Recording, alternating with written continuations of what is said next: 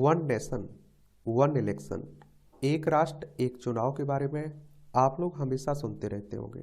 और आप लोगों को बता दूं, ये कोई नई अवधारणा नहीं है। 1967 तक देश में एक साथ चुनाव होते थे, लोकसभा के और विधानसभाओं के। और बहुत पहले से इस तरह की मांग भी उठ रही है कि फिर से देश में एक साथ लोकसभा और विधानसभा के चुनाव होने चाहिए। तो एक राष्ट्र एक चुनाव के बारे में आज हम लोग विस्तार से चर्चा करते हैं। इसका एक सामान्य परिचय देखेंगे, इसकी पृष्ठभूमि देखेंगे, हम लोग जानेंगे।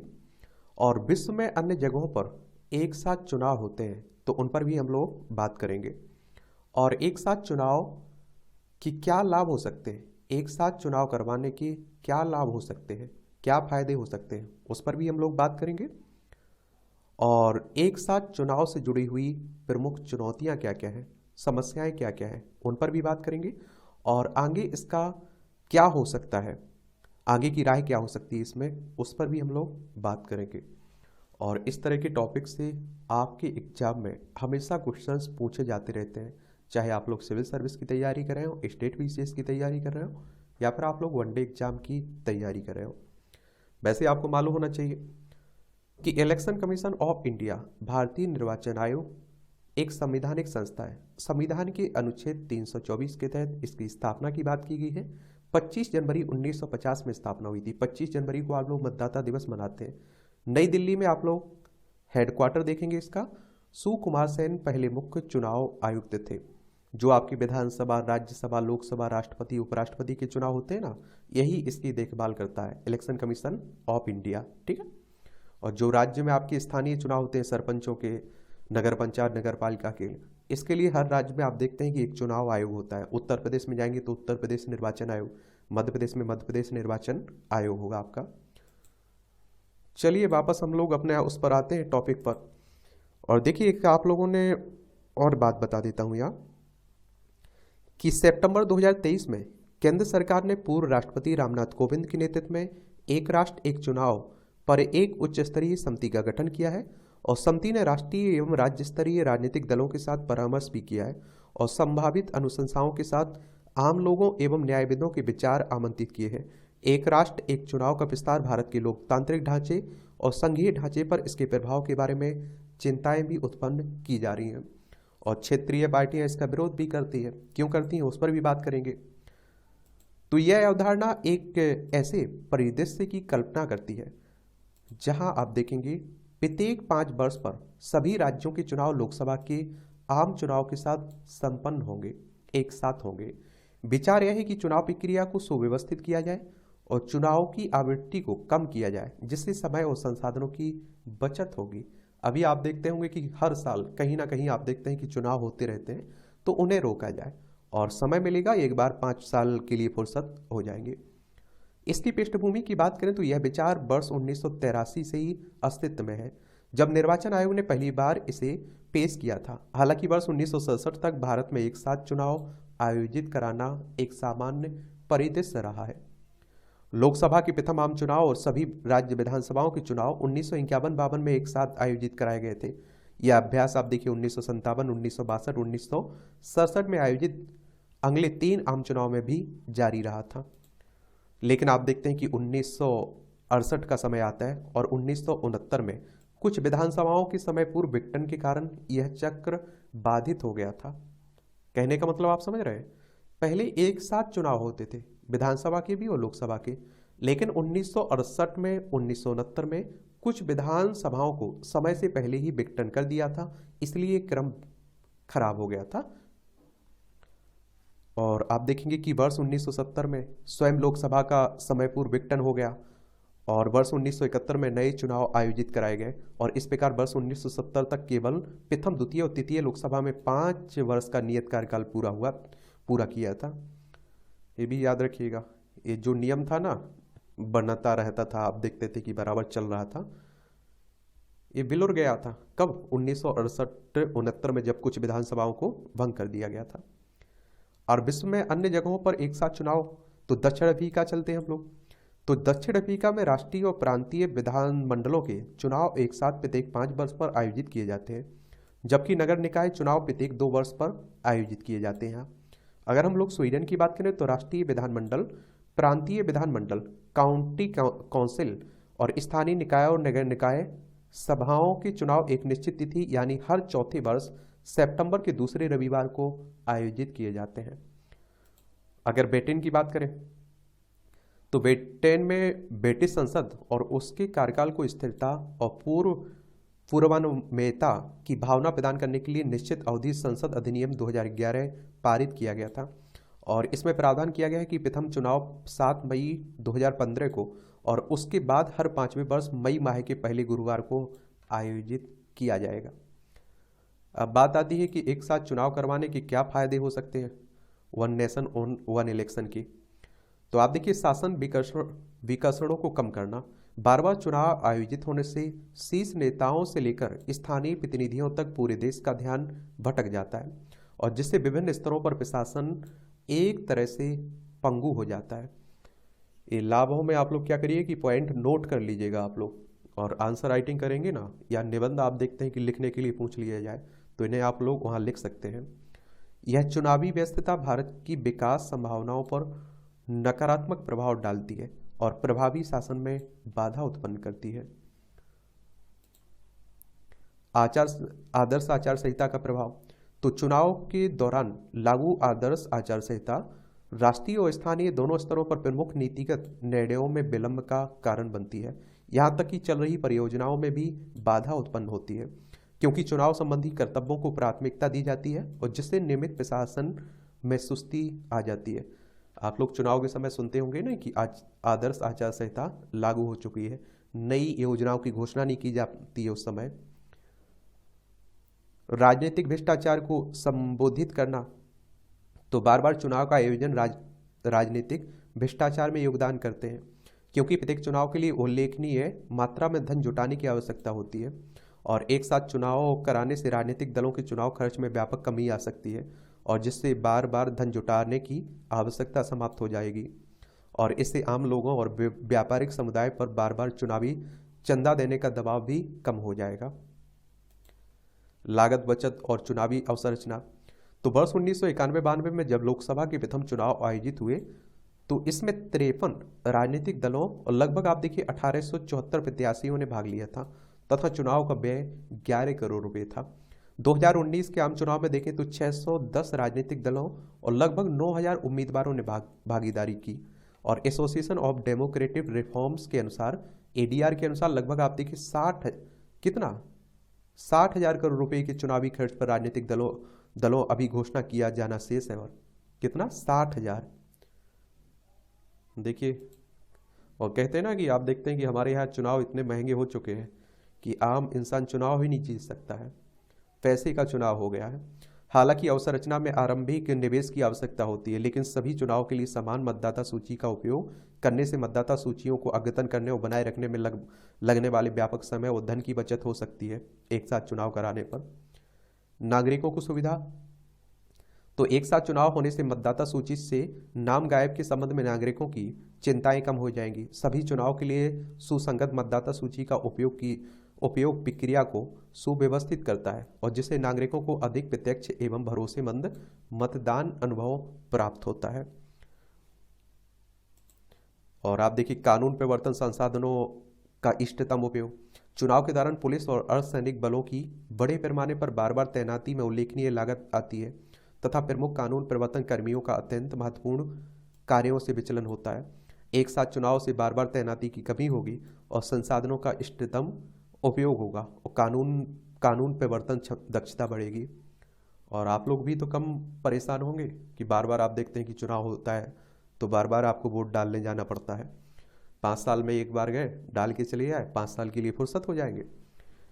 एक आप देखिए हॉर्स ट्रेडिंग का पर अंकुश, तो निश्चित अंतराल पर आयोजित चुनावों से निर्वाचित प्रतिनिधियों द्वारा हॉर्स ट्रेडिंग या खरीद फरोख्त को कम किया जा सकता है।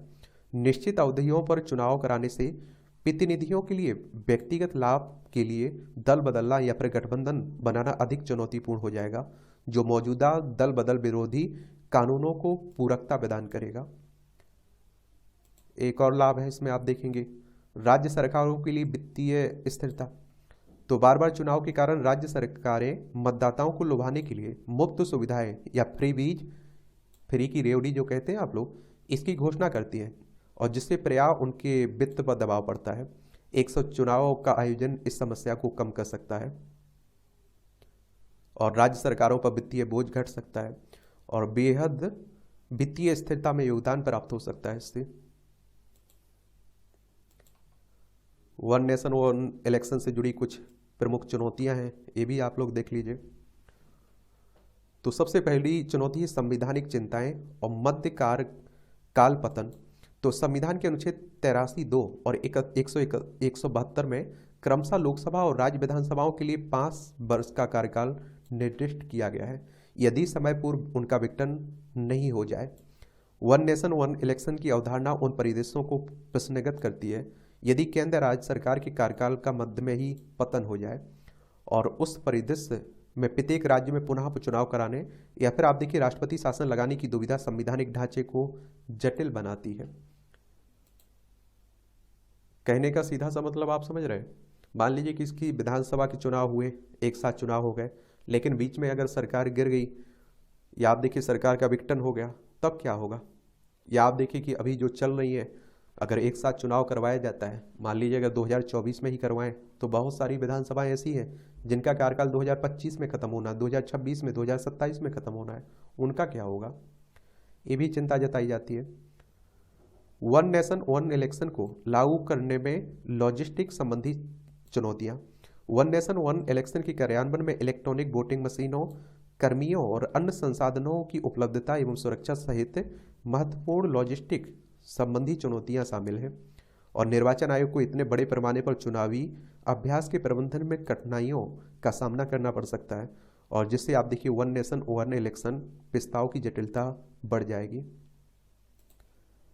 इस संघवाद संबंधी चिंताएं। विधि आयोग के निष्कर्ष। एक देश एक चुनाव की अवधारणा संघवाद की अवधारणा से टकराव रखती है। यह संविधान के अनुच्छेद 1 में भारत को राज्यों के संघ के रूप में देखने के विचार के विपरीत है। एक साथ चुनाव राज्य सरकारों की स्वायत्ता और स्वतंत्रता पर हमला है, और इससे न केवल संघीय ढांचा कमजोर हो सकता है, बल्कि केंद्र और राज्यों के बीच हितों का टकराव भी बढ़ सकता है। और देखिए आप लोगों को उन्होंने लाभ बता दिए, तो आपको कुछ कमियां भी तो बतानी होगी, यानी कि आप देखिए चुनौतियां भी तो बतानी होगी। तो ये चुनौतियां हो गई। राज्य सरकारों के कार्यकाल अलग अलग होते हैं, और कुछ राज्यों को संविधान के अनुच्छेद 371 के तहत विशेष उपबंध भी सौंपे जाते हैं। और न्यायमूर्ति आप देखिए BS चौहान की अध्यक्षता वाले विधि आयोग ने बताया कि मौजूदा संवैधानिक ढांचे के भीतर एक साथ चुनाव संपन्न कराना व्यवहार नहीं है, और इसके लिए आप देखिए कि संविधान जनप्रतिनिधि अधिनियम 1951 और लोकसभा और राज्य विधानसभाओं की प्रक्रिया में नियमों में संशोधन की आवश्यकता होगी। चुनावों की पुनरावृत्ति और लोकतांत्रिक लाभ।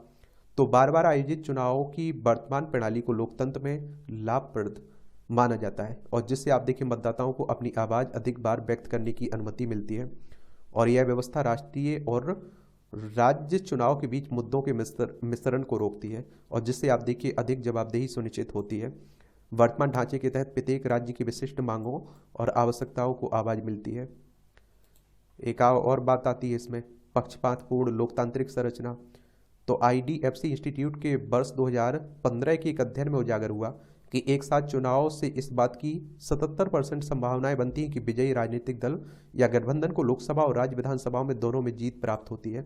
हालांकि यदि दोनों चुनाव 6 माह के अंतराल पर आयोजित हों, तो केवल 61% मतदाता ही दोनों चुनाव में एक ही दल को चुनेंगे। जैसे आप लोग मान लीजिए अरविंद केजरीवाल की क्या चिंताएं हैं, क्योंकि दिल्ली में आप देखते हैं कि विधानसभा के चुनाव होते हैं तो आम आदमी पार्टी को एक तरफा जीत मिलती है, लेकिन लोकसभा के चुनाव होते हैं तो राष्ट्रीय मुद्दे हावी रहते हैं, और आप देखते हैं कि बीजेपी को 7 सीटें हैं दिल्ली में, तो 7 मिल जाती हैं बीजेपी को। तो ये देखने को मिलता है। यही चिंताएं हैं क्षेत्रीय दलों की। लागत निहितार्थ और आर्थिक विकास विचार। तो आप देखेंगे कि एक साथ चुनाव की लागत के बारे में निर्वाचन आयोग और नीति आयोग के अनुमान परस्पर विरोधी आंकड़े प्रकट करते हैं, और हालांकि दीर्घ अवधि में सिंक्रोनाइजेशन से प्रति मतदाता लागत में बचत हो सकती है, लेकिन बड़ी संख्या में electronic voting machine, EVM, voter verified paper audit rolls की तैनाती के लिए लघु आवधिक खर्च बढ़ सकता है। और आर्थिक सोच से पता चलता है कि राजनीतिक दलों उम्मीदवारों द्वारा किया जाने वाला चुनावी व्यय संभावित लघु आवधिक लागत में वृद्धि के बावजूद अंततः अर्थव्यवस्था और सरकारी कर राजस्व को लाभ पहुंचाता है। एक कानूनी चिंताएं भी है। एक साझा चुनाव प्रक्रिया की शुरुआत संविधान का उल्लंघन हो सकती है, जैसा कि एसआर मामले में प्रकट हुआ था, जहां सर्वोच्च न्यायालय ने राज्यों के स्वतंत्र संवैधानिक अस्तित्व पर बल दिया था। परामर्श प्रक्रिया में भाषा पूर्वाग्रह, तो उच्च स्तरीय समिति की परामर्श प्रक्रिया, जैसा कि इसकी वेबसाइट पर प्रकट है कि पूर्वाग्रह अपवर्जन और असमानताओं के संबंध में चिंताओं को जन्म देती है। सूचना कोष इंटरैक्शन प्लेटफॉर्म के रूप में उपस्थित वेबसाइट केवल अंग्रेजी हिंदी में उपलब्ध है और भारत की अन्य 22 आधिकारिक भाषाओं की उपेक्षा करती है। निर्वाचन आयोग की स्वतंत्रता की बात होती रहती है, तो निर्वाचन आयोग की भूमिका और स्वतंत्रता के बारे में सवाल उठाए गए हैं। इसे नोटबंदी जैसे परिदृश्य से जोड़कर देखा जा रहा है, जहां भारतीय रिजर्व बैंक को सूचित नहीं किया गया था। उच्च स्तरीय समिति की प्रक्रिया में निर्वाचन आयोग निष्क्रिय दिखाई देता है और जिससे चुनावों पर स्वतंत्र निर्णय लेने की उसकी स्वायत्तता खतरे में पड़ जाती है। तो ये आप देखिए चुनौतियां हैं। अब आगे की राय क्या हो सकती है? तो आम सहमति का निर्माण करना, एक साथ चुनाव की व्यवहारिकता के लिए राजनीतिक दलों और राज्यों के बीच आम सहमति बनाना महत्वपूर्ण है। चिंताओं को दूर करने और समर्थन हासिल करने के लिए विभिन्न हितधारकों के बीच खुले संवाद, परामर्श और विचार विमर्श की आवश्यकता है। संवैधानिक संशोधन, एक साथ चुनाव कराने के लिए संविधान जनप्रतिनिधि अधिनियम 1951 और लोकसभा राज्य विधानसभाओं की प्रक्रिया नियमों में संशोधन किया जाना आवश्यक होगा और इस विधिक ढांचे में समयकालिक मतदान की विशिष्ट आवश्यकताओं को समायोजित किया जाना चाहिए। विधानसभाओं के कार्यकाल को लोकसभा के साथ संरेखित करना, तो संवैधानिक संशोधन में विधानसभा के कार्यकाल को लोकसभा के साथ संरेखित करना शामिल हो सकता है। प्रस्ताव के तौर पर कोई भी विधानसभा जिसका कार्यकाल लोकसभा चुनाव से 6 माह पूर्व या पश्चात समाप्त हो रहा है, चुनाव प्रक्रिया को सुव्यवस्थित करते हुए अपने चुनाव को लोकसभा चुनाव से संरेखित कर सकती है, एक साथ करा सकती है। और अवसंरचना में निवेश, तो एक साथ चुनाव के सफल क्रियान्वयन के लिए चुनावी अवसंरचना एवं प्रौद्योगिकी में पर्याप्त निवेश की आवश्यकता होगी। इसमें ईवीएम हो गया, वीवीपैट मशीन, मतदान केंद्र और प्रशिक्षित सुरक्षा कर्मियों को पर्याप्त आपूर्ति सुनिश्चित करना शामिल है। आकस्मिकताओं के लिए विविध ढांचा, तो अविश्वास प्रस्ताव, समय पूर्व विधानसभा विघटन या त्रिशंकु संसद जैसी आकस्मिकताओं से निपटने के लिए विधिक ढांचा स्थापित करना आवश्यक है। इस ढांचे का उद्देश्य एक साथ चुनाव चक्र के दौरान उत्पन्न होने वाले अप्रत्याशित परिस्थितियों का प्रबंधन करना होगा। मान लीजिए बीच में ही कोई विधानसभा भंग हो गई, तो फिर क्या होगा, उसके लिए बात हो रही है। जागरूक और मतदाता शिक्षा, तो एक साथ चुनाव के लाभ और चुनौतियों के बारे में मतदाताओं के बीच जागरूकता पैदा करना महत्वपूर्ण है और मतदाता शिक्षा कार्यक्रमों को यह सुनिश्चित करना चाहिए कि नागरिक इस प्रक्रिया को समझें और जिससे वे बिना किसी भ्रम या असुविधा के अपने मताधिकार का प्रयोग कर सकें। और लास्ट में आप लोग कह सकते हैं, क्या कहोगे? यही कहोगे कि उच्च स्तरीय समिति की स्थापना यह संकेत देती है, क्या देती है?